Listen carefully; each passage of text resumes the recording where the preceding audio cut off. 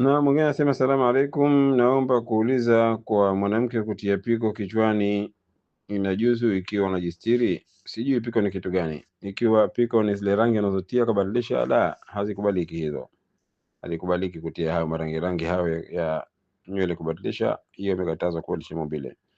Kilichoruhusiwa na baadhi na wanavyuoni ni kwamba kwa mwanamke ambaye kwamba ana mume, mwanamke mwenye mume ikiwa ana mvi ataweza, kwa sababu kubadilisha mvi pia haifai, lakini ametoa ruhusa hii kwa sababu ya mume wake tu atie rangi nyeusi, sababu ndio rangi asili ya nywele.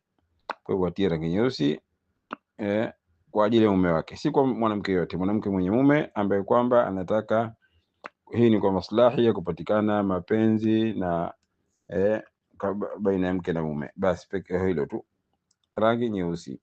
Lakini rangi mengine nywele kama gari, la.